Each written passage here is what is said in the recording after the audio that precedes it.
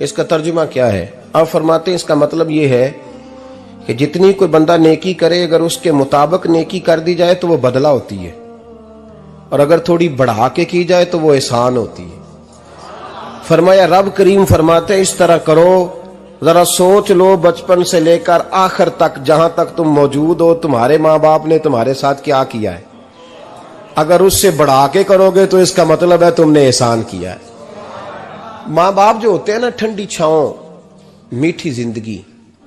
माँ अनपढ़ भी हो ना तो कम से कम यूनिवर्सिटी होती है, और बाप अगर बिल्कुल अंगूठा छाप भी हो ना, किसी कॉलेज में, मदरसे में, इदारे में ना पढ़ा हो, तो बेटे के हक में जिन चीजों की जरूरत होती है वो सारी अल्लाह बाप को अता करके भेजता है। माँ बाप को ना कुछ इल्म लदुन्नी अल्लाह देता है कि बच्चों के लिए कैसे आगे बढ़ना है। माँ बाप एक हुस्न है मुआशरे का। रब तबारक व तआला की देखे ना, अल्लाह अकबर, दुनिया में किसी की मोहब्बत जांचनी हो ना तो मोहब्बत की तमसील दी जाती है। तिलकल अमसालु नदरिबुहा लिन्नास, अल्लाह लोगों के समझने के लिए मिसालें बयान फरमाता है। अल्लाह तबारक व तआला ने जब अपना आप समझाना चाहा ना, तवज्जो है मेरी बात पर, जब मालिक ने अपना आप समझाना चाहा तो मेरे रब ने माँ बाप की मिसाल बयान फरमाई। रब्बिरहमहुमा कमा रब्बयानी सगीरा, या अल्लाह उन दोनों पे रहम फरमा। और ये लफ्ज रब यहां दो माने में आया है, उलमा बैठे। रब का माना होता है तदरीजन पालना का, या अल्लाह उन दोनों पे रहम फरमा जिन्होंने मुझे रब बन के पाला। यानी मतलब क्या, यहां रबूबियत का माना पालने के माने में, तदरीजन पालना। मेरे नबी पाक सल्लल्लाहु अलैहि वसल्लम ने फरमाया अल्लाह तुमसे 70 माओं से ज्यादा मोहब्बत फरमाता है। ये इमाम सुयूती ने दुर्रे मंसूर में रवायत लिखी है। अच्छा भाई, अल्लाह ने भी मिसाल माँ की बयान फरमाई। फरमाया घर जाके अपनी अम्मा को देख लो, अम्मा तुमसे कितना प्यार करती है। बस उस प्यार को तोलना शुरू कर तो 70 माओं से भी ज्यादा रब तुमसे मोहब्बत फरमाने वाला है। माँ के सीने में ना, देखे ना, एक बच्ची होती है बीए, वो उसने कर लिया, उसकी अम्मा रोज कहती है बेटे सवेरे उठा कर। सास के पास जाएगी तो वो कहेगी कि इसकी अम्मा ने सवेरे उठना सिखाया ही नहीं, और बेटी कहती है अम्मा जी दो जावांगी वेखी जाएगी। अच्छा, उसकी शादी हो गई, उसकी सास ने आहिस्ता आहिस्ता शिकवे शुरू कर दिए, खामन से कहने लगी तू इसको उठाता ही नहीं सवेरे। वो भी कहता है कमरे में जाके अम्मा शिकवा करती है तू उठती नहीं। और बच्ची लाडली थी, वो नहीं थी उठती टाइम पे। जिंदगी के 22 साल 23 साल वो सवेरे नहीं उठी, वक्त पे नहीं उठी, मिसाल दे रहा हूं। फिर उसी बेटी को अल्लाह ने एक बेटा अता कर दिया। सुबह 100 आवाज उसकी अम्मा देती थी पर उसकी आंख नहीं खुलती थी, लेकिन उसी बेटी का बेटा सहरी के वक्त हल्का सा रोता है। सारी दुनिया सोई है पर अम्मा उसकी फटाफट जागती है, फटाफट जागती है। एक आदमी था तो उसकी बीवी इंतकाल कर गई और उसने तलाक दे दी। 10-11 साल का उसका बेटा था, उसने दूसरी शादी कर ली। एक दिन अपने बेटे से कहने लगा बेटे वो सगी अम्मा ठीक थी या ये वाली ठीक है? तो बेटा कहने लगा अब्बा जी ये ठीक है, वो सगी अम्मी झूठ बड़े बोलती थी, सगी अम्मी झूठ बड़े बोलती थी, झूठी थी, ये सच्ची है। उसने कहा बेवकूफ तेरी मां झूठी थी। उसने कहा अब्बा बड़ी। कहा किस तरह? कहने लगा अब्बा जी मैं ना, कभी आपको पता मैं शरारती हूं, कभी मैं शरारत करता था ना, कोई बर्तन तोड़ देता था तो मेरी सगी अम्मा मुझे थप्पड़ मार के बाहर निकालती थी, कहती थी मैं ताला लगाऊंगी बावर्ची खाने को, तुझे सारी रात रोटी नहीं देनी, तू आज भूखा ही रहेगा। बिल्कुल नहीं देना, सारी रात नहीं देना। बड़े दावे करती थी, कसमें उठाती थी, पर बड़ी झूठी थी। आधा घंटा भी नहीं गुजरता था तो गलियों में मुझे ढूंढने लग जाती थी, ढूंढ के लाती थी, ढूंढ के, और ला के ना तो गलती मेरी होती थी, रोना मेरी अम्मा शुरू कर देती थी, वे ओए मैनू ना सताया कर वे पुत्रा। फिर मेरी मर्जी का खाना मुझे पका के देती थी, मेरी मर्जी का, और फिर मेरी अम्मा मुझे तोहफा भी देती थी। अब्बा जी वो झूठी थी, पहले कह रही थी सारी रात नहीं देना, अब आधा घंटा। ये बड़ी सच्ची है जवाब भाई है। मैं शरारत करता हूं तो थप्पड़ मार के निकाल देती है, कहती है रोटी नहीं देनी। फिर मैं सारी रात रो के गुजारता हूं पर नहीं देती। ये सच्ची है, वो झूठी थी। तुम मां के दर्द को क्या समझे। बच्चे तो कहते हैं अम्मा ने हमें कैद कर दिया, अम्मा कहती है मेरी मर्जी से खाओ। और तुझे नहीं पता उसने कैद नहीं किया, वो तुमसे प्यार बड़ा सच्चा करती, और बड़ा सच्चा प्यार करती है तेरे साथ, बड़ा सच्चा। बेटा बर्गर खा के आ जाता है, अम्मा कहती है रोटी खा ले, कहता नहीं आपने बैंगन पकाए हुए हैं मैंने नहीं खाने। तो अम्मा मिन्नतें करती है, कहती है चल तू दस की खाना है, तेनू सेवियां ना बना दिया, फटाफट दाल पक जाएगी, क्या खाएगा। अब्बा जी मेरी तरह करीब से कहते हैं छड़ पर भूख लगेगी तो आप ही खा लेगा। लेकिन अम्मा कहती है इसने रोटी ना खाई तो मुझे नींद नहीं आएगी। तो इस दर्द को समझना। मैं गुलाम हूं एक आस्ताने का, और मैं समझता हूं जो किसी का मुरीद ही नहीं उस पर तो साया ही नहीं, उसे चाहिए किसी बुजुर्ग का साया हासिल करे। लेकिन भाई ये बात भी बड़ी सच्ची है कि मेरे जैसे पीर के हाथ में 5000 रुपया नजराना दो ना, पीर साहब दुआ करना, तो पीर साहब ने दुआ पक्की याद की हुई है सबके लिए, रटी रटाई, अल्लाह खैर करे अल्लाह भला करे, तो सबके लिए रट्टा लगाया हुआ है। और अम्मा को बेटा वैसे ही कह जाए, वैसे ही अम्मा मैं इंटरव्यू देने जा रहा हूं, जरा दुआ करना, वो बीबियां मंगा के दुआए तंजीना पढ़ाना शुरू कर देती है, और सारी सारी रात मुसल्ले पे बैठी। इस दर्द को समझना। और भाई बड़ा वेल ड्रेस बेटा होता है, वेल ड्रेस नौजवान, वो 18,000 का जोड़ा पहनता है, 7,000 का जूता खरीदता है, वो कीमती किस्म की घड़ी इस्तेमाल करता है। लेकिन उसी बच्चे के जब अपने बच्चे होते हैं ना, तो बीबी को कहता है ये ले 10,000 रुपया, बच्चों के कपड़े खरीद ले, मेरे सही है अभी कल ही तो खरीदे थे। और बाप, और तू समझा ही नहीं यार, 30 साल बाप ने जवानी सारी सऊदी अरब को दे दी, लेकिन तेरा ख्याल रखा। मैं ऐसे लोगों को जानता हूं जिन्होंने 30-30 साल परदेश में कंबल नहीं बदला, और जहां गए थे तो एक कंबल खरीदा था फिर बदला नहीं। तू मां बाप के बारे में, और यहां बच्चे हिसाब करते फिरते हैं, रब्बा जी तो पिछले महीने भी 5,000 दिता सी, तुसी पैसे दा कर दे की हो। मां बाप से हिसाब करता है तू। तिरमिजी शरीफ के लफ्ज हैं, एक सहाबी ने आके अर्ज की या रसूल अल्लाह पैसे विरासत के नहीं, मेरे अब्बा जी ने नहीं दिए मुझे, और मैंने खुद मेहनत करके कमाए, अब मेरा अब्बा मुझसे पैसे मांगता है तो क्या करूं, और मेरे हैं, मैंने कमाए हैं, अब्बा जी ने नहीं दिए, विरासत नहीं, हिस्सा नहीं मिला। हुजूर मेरा अब्बा मांगता है तो मेरे लिए हुक्म क्या है। तो नबी पाक ने फरमाया क्या कहा तुमने, पैसे तेरे हैं? कहा हुजूर हाँ। तो फरमाया अब्बा किसका है? कहा या रसूलल्लाह मेरा। तो फरमाया अगर तू अपने वालिद का है तो तेरी हर शय तेरे वालिद की है, तू भी तेरे वालिद का है तो तेरा माल भी तेरे।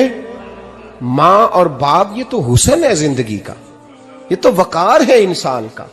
जब तक मां बाप का हाथ पकड़ के चलोगे ना, रास्ते सीधे रहेंगे, और जिस दिन उंगली छोड़ के सड़क पे निकलना पड़ा ना, सर चकराने लगेगा। याद रखना ये बड़ा मुश्किल काम होता है। लोगों का तो रुख ही उस दिन वाज़े होता है जिस दिन आदमी साये से महरूम होता है। अम्मा तो कमरे में पड़ी हो ना, औरंगजेब आलमगीर की मां फौत हो गई, 350 कमरा था महल का, और अम्मा 12 साल टांगों से माजूर रही औरंगजेब आलमगीर की। अम्मा 12 साल कमरे से निकल नहीं सकी, साथ ही वॉशरूम था या जो भी उस दौर में तरीका था। औरंगजेब जब महल में आते थे तो फिर भी सीधे अम्मा के पास जाते थे, और जब वापस निकलते थे फिर भी अम्मा के साथ। औरंगजेब की मां का जनाजा उठा तो औरंगजेब ने रोना शुरू किया। फिर सालों बीत गए पर उसके आंसू खुश्क नहीं होते थे। एक शख्स ने कहा तेरी कोई अनोखी मर गई है, सारी दुनिया की मरती हैं। उसने कहा मैं बादशाह हूं, 24 घंटे लोगों का आना जाना है, बड़े दबदबे हैं, बड़े डेरेदारियां हैं, बड़ी भैंसें, बड़ी गायें, बड़े खाने वाले, बड़े लांगरी।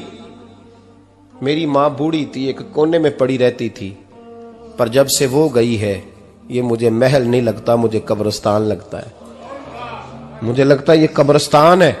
मां और बाप तो तेरी नेमत है भाई। हम बच्चे, हमारे आजकल के बच्चों ने एक मसला बड़ा पक्का याद कर लिया, कहते मौलाना पीर साहब पसंद की शादी करना जायज नहीं। मैं कहता हूं साहब और भी बड़ी चीजें जायज है, सिर्फ एक ही शय जायज रह गई है। रसूल पाक सल्लल्लाहु अलैहि वसल्लम सिवाय अल्लाह के किसी के पाबंद नहीं, किसी के पाबंद नहीं। पर जनाब सैयदा खतीजतुल कुबरा रदी अल्लाह ताला अन्हा ने पैगामे निकाह दिया, या रसूलल्लाह मैं शादी करना चाहती हूं, हुजूर किसी के पाबंद नहीं। पर मेरे महबूब ने फरमाया मेरा चचा मेरे वालिद की जगह है, मैं अपने चाचा से पूछ के तुम्हें जवाब दूंगा। यह है पसंद की शादी जो मेरे नबी ने बयान फरमाई है। तू सारा कुछ क्रॉस कर करके गुजर जाता है। यहां तो हाल यह है कि पालने वाला कोई और साए में बैठने वाला, बाग तेरे दी कर कर राखी मैं सारी उम्र गुजारी, तो जदों ये फल पकन ते आया ते लै गए होर व्यापारी। और बेटा गुजरता है अम्मा के दरवाजे के आगे से, अम्मा के दरवाजे के आगे बेटा अमरूद लेके आया है 6 किलो। तवज्जो है मेरी बात पर? इधर देखें जी, छोड़ें थोड़ी देर हमारी सुने। वो अमरूद लेके आया 5-6 किलो, तो अम्मा के दरवाजे के करीब से गुजर गया रात को। तो कमाई खाने का टाइम आया ना, तो गुजर गया। तो वो वजीर आजम से डरता है ना, तो जाके बीबी से कहता है बीबी के हुकूक देना भी रसूलुल्लाह की सुन्नत है। लेकिन ये क्या बात हुई, तूने बीवी और मां का मुकाबला शुरू करा दिया? समझ तो सही, ये तेरे लिए काबे की जगह है और तू बीवी के लिए काबे की जगह है। उसे भी समझना चाहिए, गौर करना चाहिए। 5 किलो अमरूद लेके तो मां के कमरे के करीब से गुजर गया है। बीबी को जाके कहता है चल आधा किलो अम्मा को भी दे आ, उसके कौन से दांत हैं। तो प्लेट में डाल के वो लाई है। तू समझा ही नहीं, तूने गौर ही नहीं किया। बंदा तो वो ठीक नहीं था, नेपोलियन। पर किसी ने उससे पूछा था बता जिंदगी में पैसे लेने का मजा कब आया? उसने कहा कि मुझे मजा तब आता था कि मैं अपनी सारी कमाई ला के अपनी अम्मा के हाथ पे रखता था, और फिर जब मैं अपनी मां से थोड़ा थोड़ा खर्चा लेता था ना, थोड़ा थोड़ा, तवज्जो है मेरी बात पे? अम्मा जी 10 रुपए दे आजे, कहते जब मैं थोड़ा थोड़ा खर्चा लेता था ना, तो मुझे यूं लगता था जैसे मैं बादशाह वक्त के सामने खड़ा हूं और वो खजाने का मुंह खोल खोल के मुझे देता जा रहा है। तू इस जायके को समझ तो सही भाई, तू इसको समझ तो सही भाई। याद रखें और गौर करें, मां और बाप। और फिर ये भी सुन ले, नबी पाक सल्लल्लाहु ताला अलैहि वसल्लम ने मां बाप के लिए फरमाया हुमा जन्नतुका व नारुक, यही तेरी जन्नत है और यही तेरे लिए जहन्नम है। अगर ये राजी हो गए तो तेरे लिए जन्नत है, नाराज हो गए तो चाहे तू 100 पीर के मजार पे हाजिरी दे आ, लेकिन जब तक अब्बा राजी नहीं उतनी देर तक अल्लाह राजी। ये हदीस पाक है, हुजूर ने फरमाया जिसके वालिद राजी उसका अल्लाह राजी, और जिसका बाप नाराज उसका अल्लाह। हाँ बेशक, अब ये हदीस है ना, तो सारे वली एक तरफ बैठ जाएं, कहें या अल्लाह बख्श दे मुरीद को, लेकिन अगर अब्बा कहे या अल्लाह ना माफ करना, तो अल्लाह उन औलिया की नहीं मानता, वालिद की मानता है। इसलिए बुल्ले शाह आसमानी उड्डियां पढ़ना है, जेड़ा घर बैठा उन्होंने पढ़िया ही नहीं। भाई याद रखो, मां बाप से प्यार करो, इनकी खिदमत करो, इनके पास बैठा करो, और मां बाप को टाइम दें, वक्त दें, चंद घड़ियां उनके पास बैठें। आप यकीन करें, अब्बा जी से आप मशवरा कर ले, सिर्फ मशवरा, मर्जी बेशक अपनी करें, लेकिन उस मशवरे में आपको इतना साया मिलेगा कि जिंदगी में कभी नाकामी नहीं होगी। पर असी सज्जन दी मननी, अब्बे दी नहीं मननी। तो फटे पे जो नलायक हमारी तरह का बैठा है उससे मशवरा लेना है, वालिद से नहीं लेना। बाप के पास बैठे, उससे मशवरा लें। मेरे अब्बा जी किसान थे,